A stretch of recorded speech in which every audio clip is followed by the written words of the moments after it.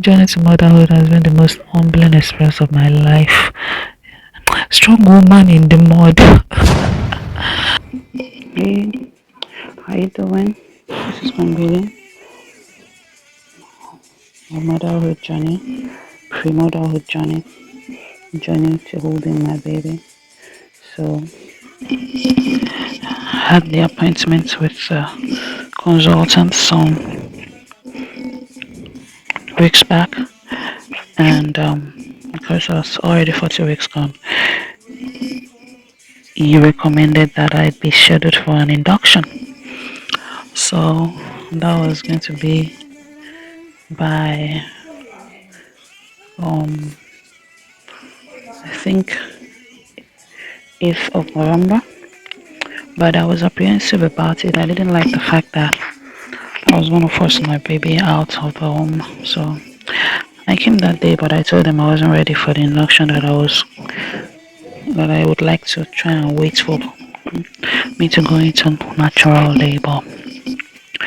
And so they checked if I was dilating. Very uncomfortable. That was the first time. They putting the midwife was you open your legs, put a finger in or two, and check how many centimeters dilated you are. And so they rebooked me for the induction for Saturday. Lucky me, I got a slot. So it's actually taken longer. So that week was the week of all the expected delivery dates that were given both in Nigeria and the UK. The fifth came, nothing happened. Seventh came, nothing happened. Ninth came, nothing happened. 11th came, nothing happened. So, well, baby, I've tried for you. I've given you the opportunity to, descend and arrive by yourself. And so, 12th of November, we checked into the hospital.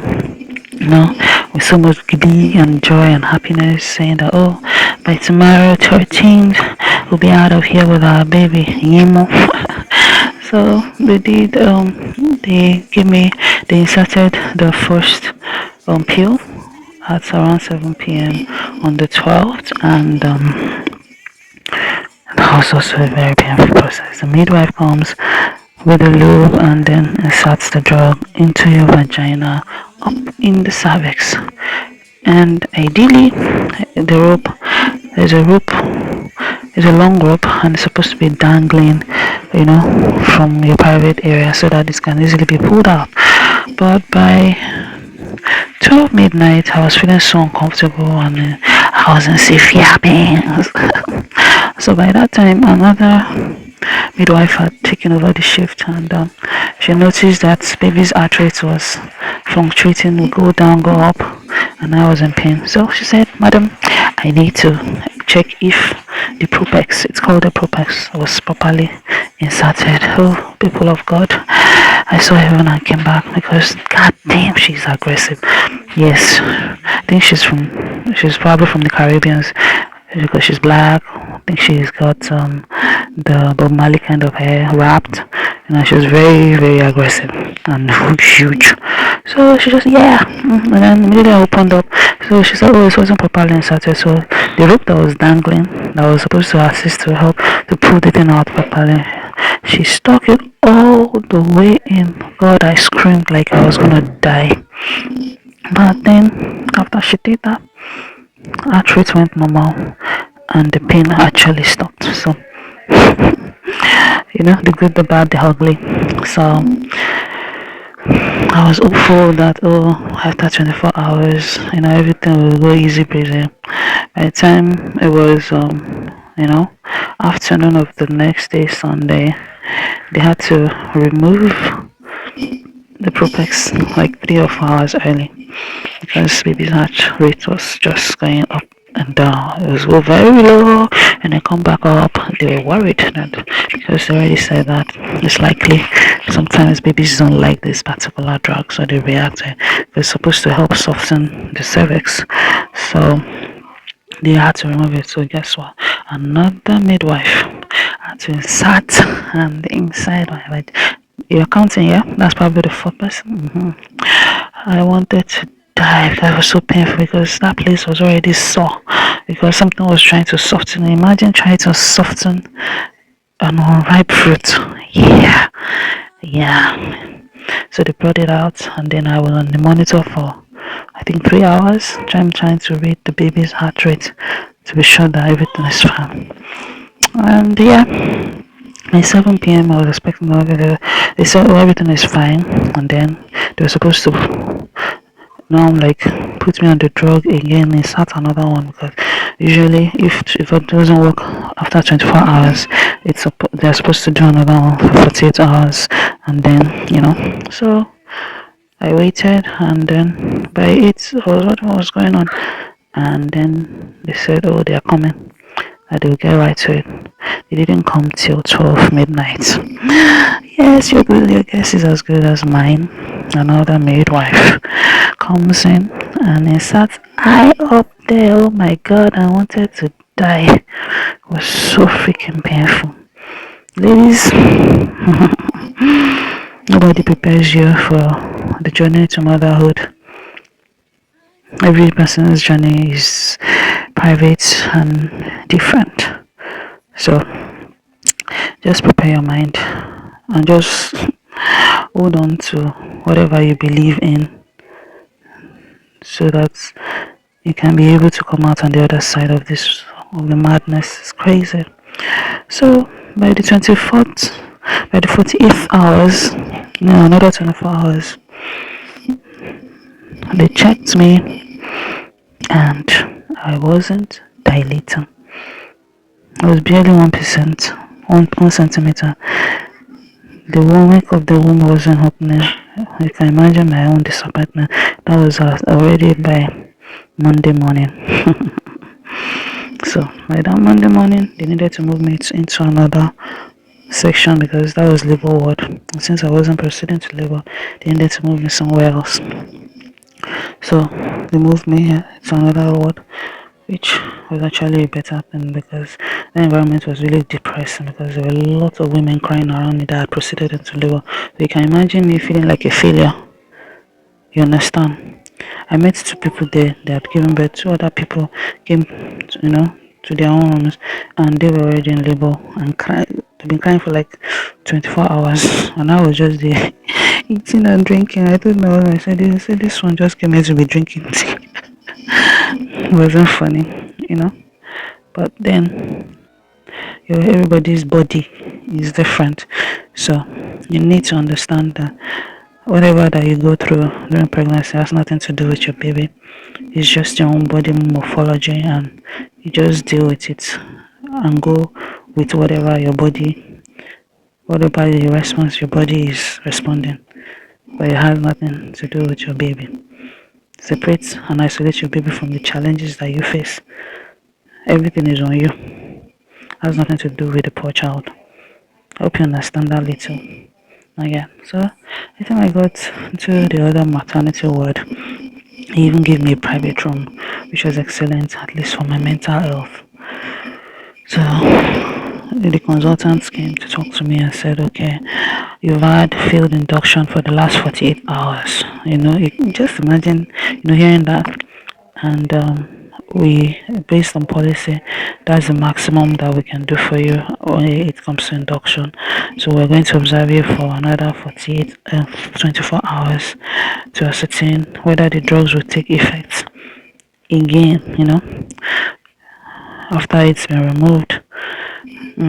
Said, okay, guys, I thought I was going into labor because, man, I was in pain for the next 24 hours. My entire waistline was on fire. It was as if it had broken. Not that it had broken. My everything down that area was just in pain. I thought I was probably dilated. After 24 hours, they had to, within that period, after some couple of hours, they needed to give me a very strong pain relief codeine, and that actually did take the pain away. But man, I suffered after they had given me paracetamol twice. It wasn't doing anything. So around 3 a.m. was when the midwife came with the codeine, and because it needed to be prescribed by a doctor, and all the doctors were busy. Story of my life. And so they gave me the codeine and I felt better. So by the next day, I was Tuesday. I was like, oh, okay. So since I've been in pain, you know, I can, and was crazy. I couldn't go to the toilet, and if I went, it was a lot of pain. So one of the fellow preggies, like I say, we're in same WhatsApp group, quite friendly. Said, oh, if you're having lots of bowel movement, it's good. It means you are going into labor. So I was happy because by that time, I had gone to the restroom maybe 7 times, but that process was really painful. So the midwife came, and no, the midwife came to check up on me. They put me on the monitor, and then they said, oh, the doctor would come to check if you are dilated. Oh my god. So, on that Monday when they were going to remove the Profex, I think it stayed longer than necessary. So the midwife first, she said she was so busy. She said she remembered myself, but my hand couldn't get to my fingers couldn't get to my cervix, so I had to wait for her to come around. So she said, "Oh, I'm going to remove the Propex, but I'm not going to examine you." Like, what do you mean? So you can understand what was going on. She was going to remove inserts and remove the Propex, and they now wait for the female consultant to come and ascertain whether I was dilating. Double whammy. So the consultant eventually came and did insert, of course. I wanted to die. By that time, I was done. When they say you are done, I was like, let me just, I don't even know again. Like, if checking the cervix is this painful, then what will happen by the time the head of the baby is even descending this canal? I hope I won't pass out. All of that was going through my mind. And so Tuesday, they had observed me for 24 hours, and they now had to check again for the dilation. So the consultant came and checked again, and my womb was still, the neck of the womb was still sealed. My body refused to move. At that moment, they said, "Madam, as it is now, I would have to schedule you for a cesarean session." Hey. It was as if I received a death sentence, because in my life I said, God, please, please, I don't ever want to be caught open. But then I was faced with the reality. Oh, look, it's either you go through with this or you go home. And the longer you wait, and by that time we're already into the 42nd week. So it was just a case of, look, you can't continue to carry this baby around in your stomach. You need to let the professionals do their job. That's how they brought consent form and read the riot act to me. Like, told me all the pros and the cons and everything that could go wrong. I was just crying. My husband was not with me, I had gone to work. I was just crying. I wanted to die. Oh God, I wanted to die. My God, who sent me? Like, who sent me? After all that I've been through for the last 10 months in this pregnancy. Hey, God, better is the end of the thing than the beginning thereof. That's what your word says. Please see me through. So, they placed me on the monitor, and then the baby's heart rate descended again, and that put them on red alert, and it did that twice. Immediately, they said, "Madam, we may have to prepare you for an emergency C-section." It was so scary. This was me just trying to prepare my mind for the next 24 hours to say, okay, Wednesday, at least my husband would come, and then by the time they came, sent like this the doctor that read the riot act to me, and finding my veins is always a difficult task.